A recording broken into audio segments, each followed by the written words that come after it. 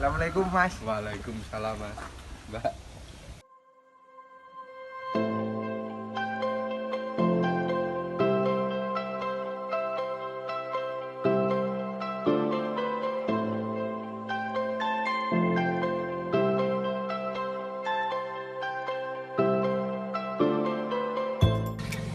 Kami dari Universitas Negeri Yogyakarta, Prodi PJKR, kedatangan kami ke sini untuk memenuhi tugas kewirausahaan.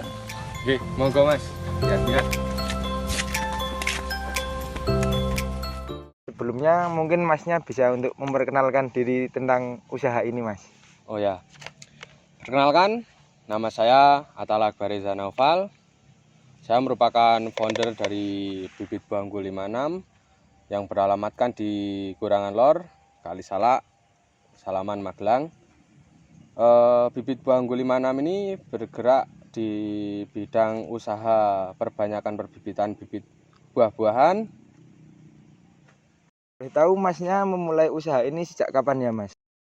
Saya mulai merintis usaha saya di waktu saya duduk di bangku SMA. Apa alasan Masnya memilih usaha ini? Alasan saya memilih bisnis di produksi bibit buah ini yang pertama adalah saya memiliki ketertarikan dan hobi di tanaman. Kemudian yang kedua, bibitan ini memiliki peluang usaha yang besar, terutama penjualan di luar daerah ataupun luar pulau. Terus itu bagaimana cara pengirimannya kalau yang di luar daerah tersebut? Untuk pengiriman jumlah kecil, kita biasa menggunakan paket, kita packing sedemikian rupa sehingga bibit aman. Kalau untuk jumlah besar, biasanya kita menggunakan ekspedisi truk. Jumlah besar itu kira-kira jumlah 1.000 batang, 2.000 batang kita menggunakan truk.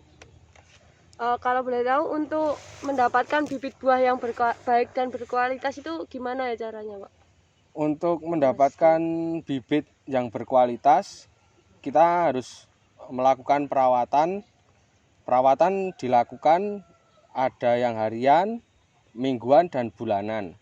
Untuk yang harian biasa penyiraman.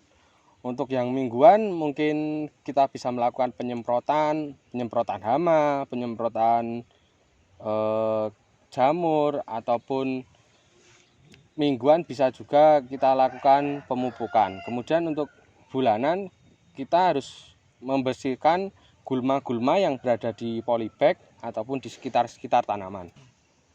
Jenis bibit buah apa saja yang diproduksi di sini, Mas? Saya pada umumnya memproduksi bibit buah seperti durian, kelengkeng, kemudian alpukat, jambu, jeruk, dan masih banyak lainnya.